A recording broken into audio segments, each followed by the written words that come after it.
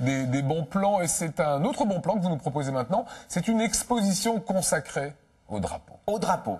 Alors c'est une originalité dans notre région, c'est vrai qu'il n'y avait pas d'exposition qui avait été consacrée au drapeau, et pas de livre non plus. Et je reçois aujourd'hui Jean-Georges Trouillet qui vient d'écrire ce livre qui s'appelle Le drapeau alsacien. Et ce livre est l'objet d'une exposition qui aura lieu ce week-end à Pfaffenhoffen, à l'hôtel de ville de Pfaffenhoffen, sur le drapeau alsacien. Alors d'abord Jean-Georges, comment ça vous est venu à l'idée un jour de faire un livre sur le drapeau alsacien ? Alors moi, je suis un passionné d'histoire alsacienne, d'histoire locale. Ouais. Et donc, le sujet du drapeau est un sujet en fait qui touche tous les Alsaciens, puisque bon, il est commun donc à la région. Et vraiment, c'est quelque chose qui m'a toujours interpellé parce que j'ai toujours été intéressé par les drapeaux, les blasons, et j'ai voulu fouiller un peu pour voir ce qu'il y avait derrière. Alors pour les Alsaciens, Jean-Georges, soyons francs, le drapeau alsacien, c'est ça. Or, vous, sur votre couverture de livre, on voit ce blanc et rouge. Alors c'est quoi le drapeau alsacien? C'est ce que j'ai dans les mains ou c'est ce Rotundvis? Alors ça, c'est pas un drapeau, en fait, c'est le blason. Et c'est ce que le conseil régional a choisi comme, on va dire, comme logo administratif. Mais le vrai drapeau historique, en fait, c'est le drapeau Rotundvis, donc rouge et blanc, dont j'explique l'histoire dans ce livre. Et pourquoi ils ont choisi ça alors? Alors ça, c'est une bonne question, on va dire.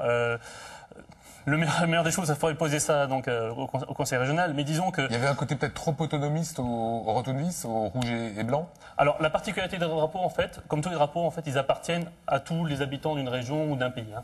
Donc ça ne dépend pas ni de la religion, ni des opinions politiques, etc. Par exemple, le drapeau européen, c'est le drapeau de tous les Européens, quoi. Et là, le drapeau alsacien, effectivement, c'est le drapeau de tous les Alsaciens.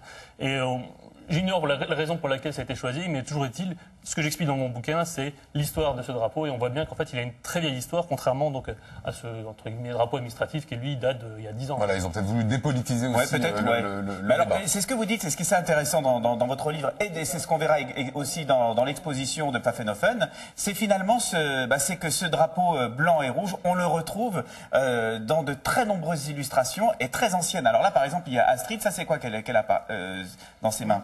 Alors ça, c'est une illustration qui date à peu près qui a 130-140 ans et qui montre bien en fait le lien entre les couleurs de la ville de Strasbourg et les couleurs alsaciennes.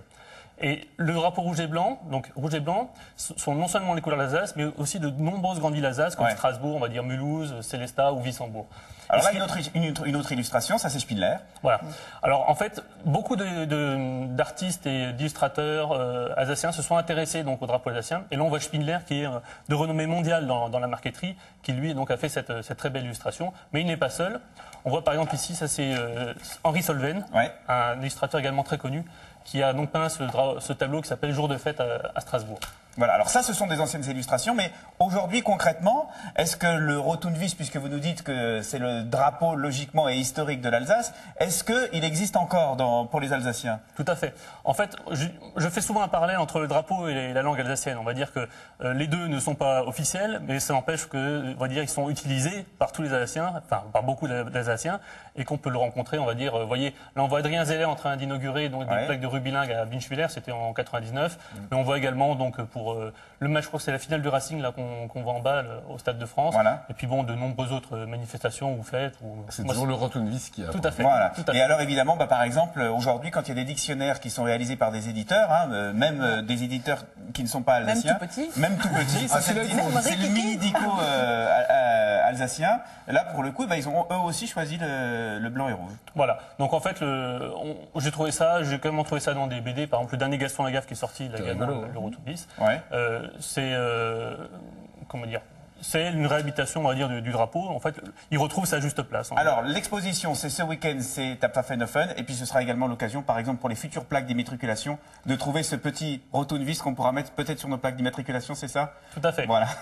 Voilà. Merci beaucoup pour ces infos. Je rappelle qu'il y a en alsacien beaucoup plus de mots que ce dictionnaire-là. Voilà. Pas que vous ayez un courrier derrière. Il y a marqué mini.